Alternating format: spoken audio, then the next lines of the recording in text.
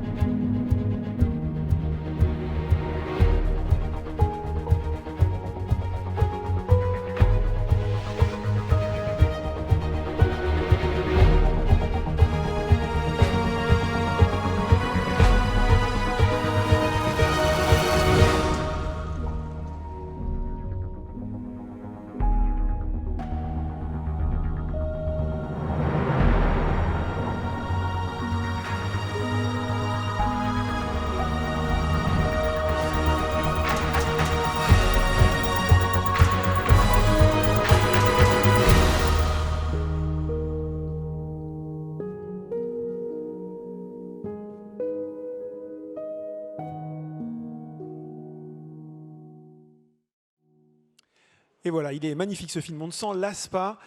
Film qui montre les atouts de L'Oréal dans ce marché de la beauté, beauté qui fait avancer le monde, Christophe.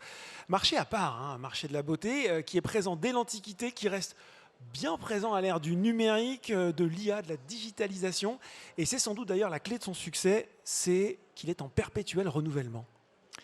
Alors absolument Laurent, je vais essayer de convertir cette assemblée qui m'a l'air très très masculine au monde de la beauté. Il y a des produits L'Oréal pour les hommes. Et ce qu'il faut rappeler d'abord, pour bien comprendre la spécificité de notre marché, c'est qu'en fait, la beauté est un besoin qui est absolument essentiel depuis l'Antiquité. Depuis en fait l'origine de l'humanité, la beauté est une quête universelle. Et d'ailleurs, je vous invite à aller en face au musée du Louvre et vous verrez que dans beaucoup de salles, cette beauté, elle s'exprime à travers toutes les cultures. Et ce qu'on peut dire finalement, c'est que c'est un besoin social qui donne un sentiment d'appartenance à une communauté. C'est aussi la beauté, je pense qu'elle joue un rôle très important dans l'affirmation de soi, et on le voit aujourd'hui chez les jeunes. Et enfin, la beauté a toujours été le reflet en fait, des changements de la société. Bref, tout ça pour vous dire qu'on a la chance d'opérer dans un marché qui est en constante croissance, Depuis les 20 dernières années, en fait, la croissance a toujours été de 3 à 5%, donc c'est un marché extrêmement résilient. Et même très récemment, quand je regarde la croissance en 2022, elle était de 6%, et cette année, à fin septembre, elle est de 9%. Et bref, c'est une croissance qui va être encore tirée par la croissance de la classe moyenne, parce qu'on estime qu'il y a environ 800 millions de personnes qui auront la capacité de rentrer dans le marché de la beauté dans les années à venir.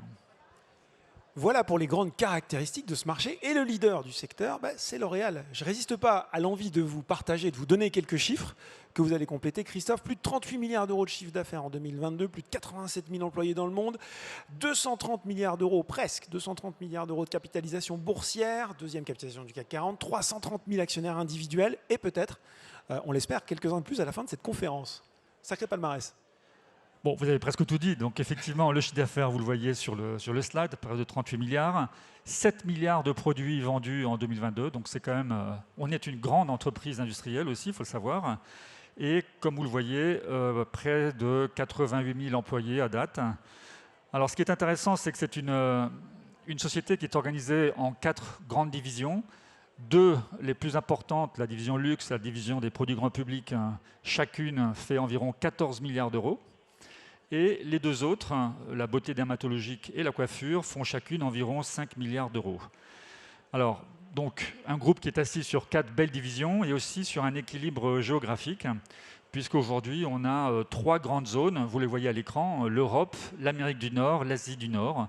Chacune pèse environ 10 milliards d'euros de chiffre d'affaires. Donc, c'est un groupe qui est très équilibré, hein. Ouais, absolument. Un groupe qui est très équilibré, et petit à petit, des pays émergents qui prennent de plus en plus d'importance. Alors en fait, ce groupe, L'Oréal, en fait, il s'appuie sur 6 piliers qui sont vraiment les constituants de son succès d'hier, d'aujourd'hui et demain. D'abord, la recherche. La recherche est au cœur de l'ADN du groupe. On est né dans la recherche, puisque le fondateur était un chimiste. Et aujourd'hui, il faut savoir, c'est plus de 4000 chercheurs. La beauté, c'est de la science, donc 4000 chercheurs, et c'est un investissement annuel, chaque année, d'environ 1 milliard d'euros, donc environ 3% des ventes. Le deuxième facteur de succès, c'est le portefeuille unique des marques. Vous en voyez quelques-unes ici à l'écran. On a un portefeuille de 37 marques internationales au niveau du groupe. Et il faut savoir que parmi ces 37 marques, il y en a 11 qui font déjà plus de 1 milliard d'euros au niveau mondial. Donc ce ne sont pas des petites marques, ce sont vraiment des très grosses marques. Troisième pilier, c'est bien sûr la force du groupe en matière digitale. Ça se voit à travers le e-commerce. Aujourd'hui, on a plus de 28% du chiffre d'affaires qui est réalisé en e-commerce, donc c'est absolument colossal. Mais on est aussi le numéro 1 en part de voix, en part d'influence sur notre marché. C'est un groupe industriel, il faut le dire, un groupe industriel avec 38 usines, 150... On a conscience de ça d'ailleurs. Absolument. Ouais. C'est quand même 7 milliards de produits qui sont produits chaque année, donc 38 usines au niveau mondial et plus de 150 centres de distribution répartis sur l'ensemble du globe. Bien sûr, un facteur clé du succès, c'est le côté vertueux de la gestion du compte d'exploitation du groupe. Et enfin, peut-être un des éléments les plus importants, parce qu'ils ne sont pas toujours très visibles, mais c'est la culture unique et les fortes valeurs d'un groupe comme L'Oréal. On a des équipes hyper engagées, 79%, on mesure ça chaque année. Et puis, comme vous le savez, beaucoup de gens qui souhaitent rentrer chez nous. Je crois que l'année dernière, on a reçu 1,3 million de lettres de candidature. Ah oui, ça fait un paquet de CV à trier tout ça. On voit donc les forces du groupe, cette diversification, cet équilibre. Et ce qui est remarquable, c'est qu'année après année, dans un contexte parfois favorable, parfois moins, parfois beaucoup moins favorable, L'Oréal dégage une performance financière avec la régularité d'un métronome chaque fois au rendez-vous. Comment on fait ça? Comment on y arrive? Écoutez, c'est grâce aux facteurs que je mentionnais tout à l'heure. Et c'est vrai qu'on a une culture d'entrepreneur. Ce n'est pas parce qu'on est un grand groupe français qu'il faut perdre cette culture d'entrepreneur. Et c'est ce qui nous anime, parce que vous allez voir qu'au final, on a encore beaucoup d'espace à gagner. Le groupe, au niveau mondial, a environ 14-15% de part de marché. Donc, il y a beaucoup de la place pour croître encore. La place. Et c'est pour ça qu'on s'inscrit toujours en surperformance par rapport au marché. Vous le voyez ici, l'année dernière, en 2022, on a publié une croissance de 18%. Et cette année, rebelote, je dirais, puisqu'on publiait à fin septembre, on devait être à hauteur, en termes de croissance, à 9%. Donc, ce qu'on essaie de viser à chaque fois, comme on est des sportifs dans l'âme, c'est ce qu'on appelle le grand chelem. Donc c'est d'essayer de faire mieux que le marché dans chacune de nos divisions, dans chacune de nos zones et dans chacune de nos catégories. Et c'est vrai qu'en 2022, on avait fait le grand chelem. Donc on avait vraiment réussi à faire mieux que nos concurrents dans l'ensemble des territoires, dans l'ensemble des divisions. Et c'est pour ça que L'Oréal aussi a cette culture de champion. L'objectif, c'est chaque année de renouveler cette performance et de se retrouver sur la plus haute marge du podium. Il est confiant pour 2023, le directeur financier? Le directeur financier est confiant. Bon. Il est confiant parce que, bien sûr, vous allez le voir tout à l'heure, on s'appuie sur un marché qui reste en croissance. Il est très dynamique d'ailleurs. On pourrait penser que, voilà, avec l'inflation, le désir de beauté s'estompe. Pas du tout, même en période d'inflation. Au contraire, il y a un désir de retrouver un espace à soi. Et je dois dire que le marché de la beauté est en pleine forme actuellement. Et bien sûr, on profite de cette croissance avec, comme vous l'avez vu tout à l'heure, des croissances assez importantes dans l'ensemble de nos zones. Bon, je vous l'avoue, Christophe, en posant la question, je savais que je ne serais pas déçu sur les chiffres de la performance financière de L'Oréal. Mais aujourd'hui, ça ne suffit plus pour convaincre les actionnaires, notamment les nouveaux actionnaires, plus jeunes notamment, qui veulent aussi que leur placement il ait du sens. Ils respectent les critères de performance extra-financière, avec ces fameux critères que vous connaissez sans doute dans la salle désormais très bien, environnementaux, sociaux, sociétaux et de gouvernance, les critères dits ESG. Excusez la formule un petit peu facile, mais pour le dire autrement, est-ce que la valeur L'Oréal a des valeurs? Écoutez, la valeur de L'Oréal a déjà un dividende, comme vous le montrez tout à l'heure sur le slide précédent, donc un dividende qui était en forte augmentation depuis très longtemps. Mais c'est vrai que ce qui fait aussi la force du groupe, c'est qu'on estime, et moi-même aussi, que la performance financière ne peut aller de pair qu'avec une performance extra-financière. Mais là, souvent, Christophe, on dit, les actionnaires, disent « Ouais, mais d'accord, mais ça c'est bien, mais c'est un peu du greenwashing. Dans les faits, c'est juste de la com. » Non, ce n'est pas du tout de la com, parce qu'en fait, on le voit bien, on fait des mesures et on surveille l'attitude du consommateur sur l'ensemble des géographies. Il y a vraiment une prise de conscience sur l'urgence climatique. Peut-être qu'elle ne se traduit pas toujours dans les actes d'achat raisonnés ou raisonnables, mais en tous les cas, c'est une direction sur laquelle on ne peut pas faire d'impasse. Donc L'Oréal, fort de sa performance financière, on souhaite aussi d'être un leader en matière de durabilité. Et je dois dire qu'on a déjà fait un morceau du chemin. On reçoit en matière environnementale de nombreux prix. Près de 2/3 de nos sites, d'ailleurs, pour que vous le sachiez, utilisent déjà 100% d'énergie renouvelable. 2/3 de nos sites industriels, c'est quand même important. Et bien sûr, l'objectif, c'est d'arriver à 100% en 2025. Quand on veut aussi, quand on pense à la chimie pétrolière, on veut vraiment s'extraire de la chimie issue de matières pétrolières. Et donc, on a vraiment basculé vers les sciences vertes. Ce qu'on appelle biosourcé, c'est ça Et l'objectif, c'est de renouveler l'intégralité de nos formules, des ingrédients, pour qu'ils soient tous biosourcés à terme. À date, on a, je crois, plus de 61% des ingrédients qui sont biosourcés. L'objectif, c'est d'arriver à 95% d'ici 2030. Donc, on investit énormément en recherche, énormément de travail en collaboration avec les biotech. Et troisième aussi axe très important, c'est en matière de plastique, puisqu'aujourd'hui, on a 26% de tous les plastiques utilisés dans le monde pour nos produits qui provenaient soit de matières biosourcées ou recyclées. Ça, c'est pour le pilier E, l'environnement. Oui. Qu'est-ce que vous faites sur le pilier S, social, sociétal? Alors vous savez, on a une longue tradition de performance sociale. Et dans cette lignée-là, on continue.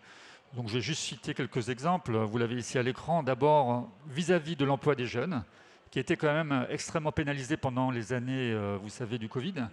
Et donc, on a pris des engagements très forts. Cette année, on s'est fixé comme objectif d'offrir 25 000 opportunités de job aux jeunes, aux moins de 30 ans. Alors, bien sûr, c'est pour l'ensemble du monde, ce n'est pas uniquement en France. Et à travers des stages, des emplois, des programmes d'apprentissage. Ça, c'est un premier volet. Et ensuite, on est aussi très engagé à travers des fonds pour aider les populations qui sont en situation précaire. Donc, il faut savoir qu'on a créé, c'était en 2020, je crois, un fonds de dotation philanthropique pour les femmes. Et on aide d'ailleurs aussi à travers le programme de sourcing, d'achat, les populations défavorisées, avec plus de 21 personnes qui sont aujourd'hui issues de ces communautés-là.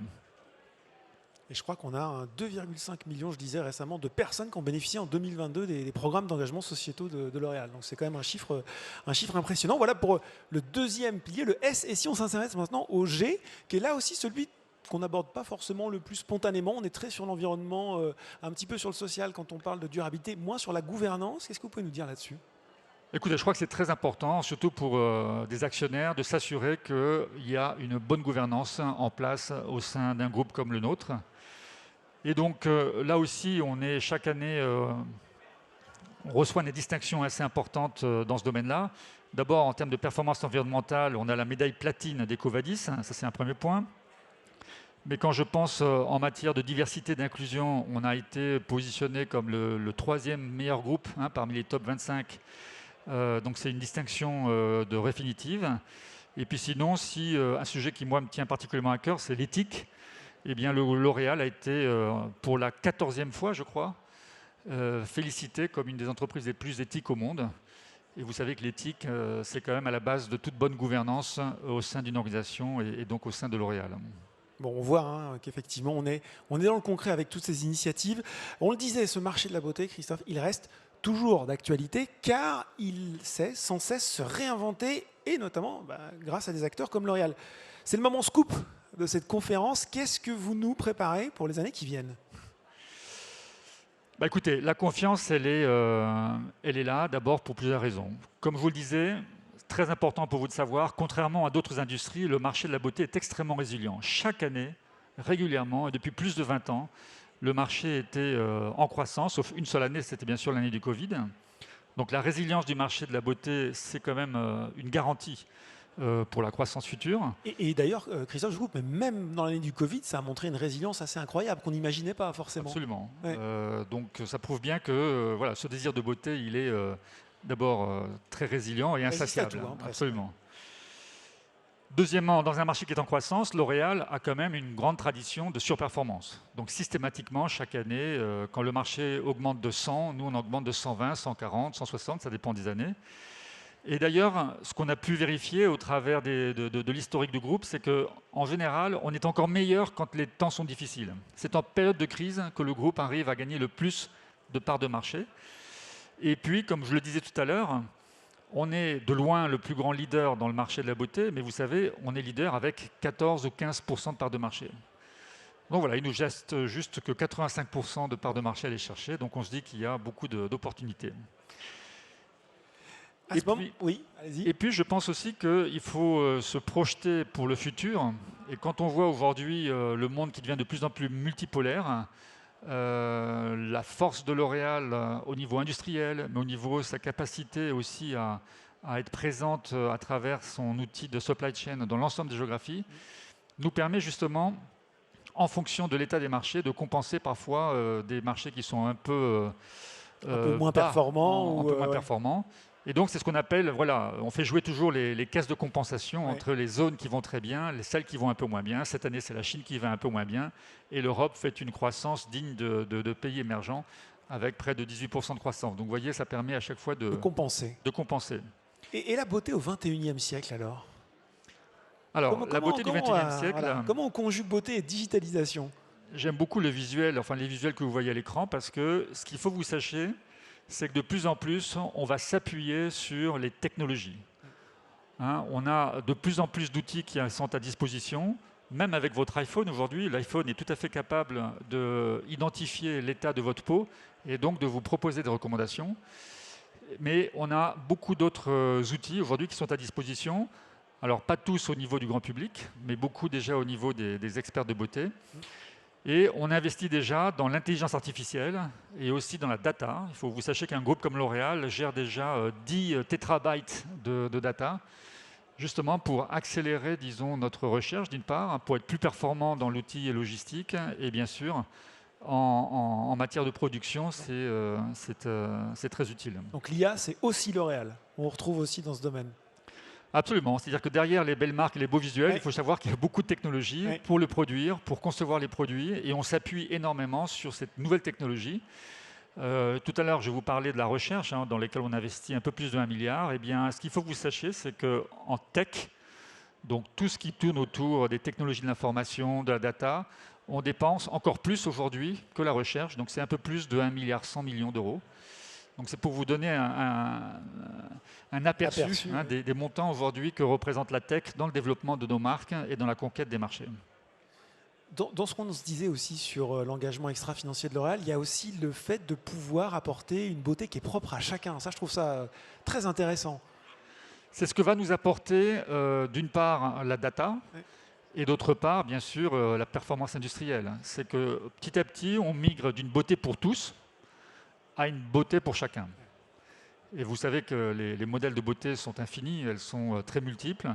Et notre rêve, bien sûr, c'est de pouvoir apporter le produit spécifique qu'une Qui consommatrice correspond à ou un l'attente de tout consommateur un chacun.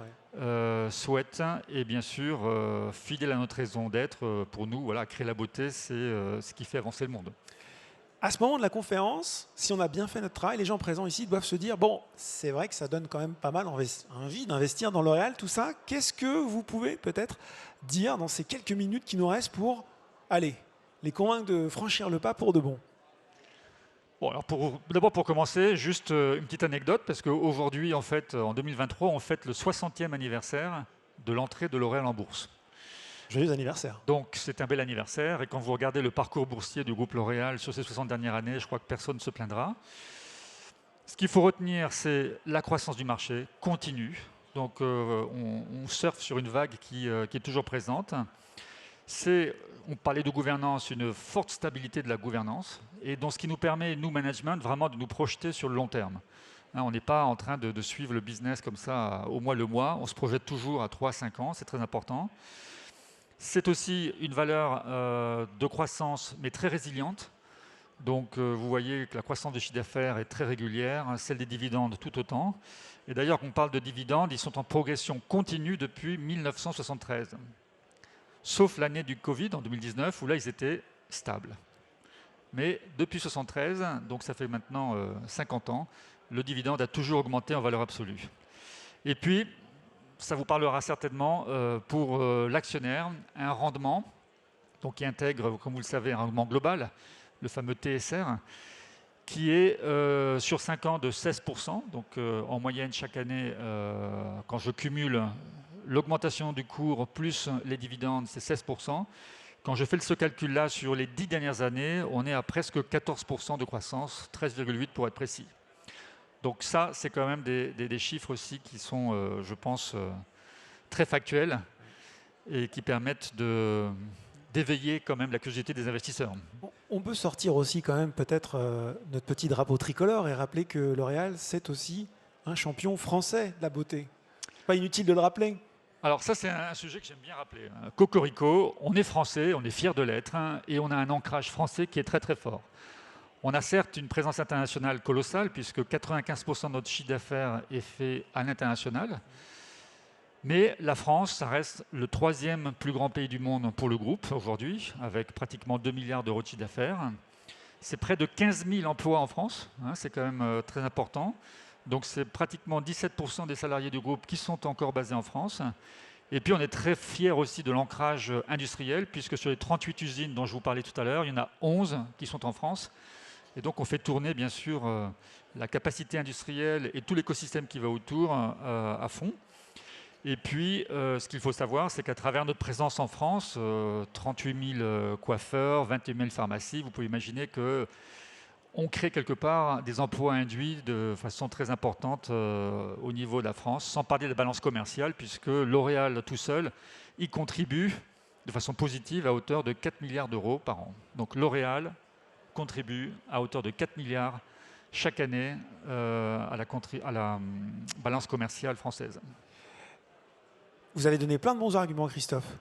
Là, si je vous demandais de faire une synthèse ultra serrée, les 3 faits majeurs qu'il faut retenir et qui vont achever de convaincre notre auditoire.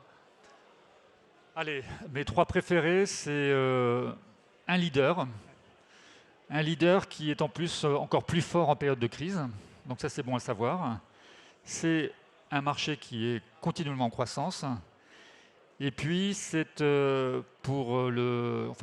Ce qui pour moi est une garantie pour le futur, c'est qu'on s'inscrit dans une volonté d'être non seulement dans la performance financière, mais aussi dans la performance extra-financière. Et ça, franchement, pour ceux qui se projettent à 10, 20, 30 ans, je crois que c'est très important à prendre conscience de cette valeur, de cette double matérialité quelque part. Le titre L'Oréal, c'est à la fois une valeur financière, mais c'est aussi, comme vous le disiez, des valeurs. Et donc ces valeurs-là, on essaie de les porter jusqu'aux confins du groupe. Et voilà, on est très fiers de cela et je pense qu'on a aussi un rôle modèle par rapport à d'autres entreprises, par rapport à nos fournisseurs. On veut les emmener vers cette direction-là, puisqu'ils nous accompagnent au quotidien dans la croissance du groupe. Eh bien voilà, merci beaucoup pour cette présentation et cette belle conclusion, Christophe Babule. On termine par là où on a commencé, avec la raison d'être de L'Oréal, joliment déclinée. Vous allez voir dans cette vidéo qui arrive tout de suite. Cette conférence est terminée, mais n'hésitez pas, hein, le stand de L'Oréal, vous le voyez, il est juste derrière nous. Allez poser vos questions, à chercher des informations supplémentaires. Toute l'équipe est là et vous attend. Merci beaucoup, Christophe. Merci Laurent. Merci à tous et bonne journée. La beauté est une force qui nous fait avancer. Cette force nous permet d'agir pour contribuer à préserver notre planète. Au sein du groupe L'Oréal, cette beauté, nous la créons en utilisant du plastique PET issu à 78% de sources recyclées et en ayant 61% de nos ingrédients naturels biosourcés ou dérivés de sources minérales abondantes. C'est aussi une beauté engagée en visant la neutralité carbone sur l'ensemble de nos sites d'ici à 2025. Enfin, c'est une beauté qui contribue à protéger notre écosystème en participant à la restauration d'1 million d'hectares et en recyclant 100% de nos eaux industrielles d'ici à 2030. Au sein du groupe L'Oréal, nous créons la beauté qui fait avancer le monde.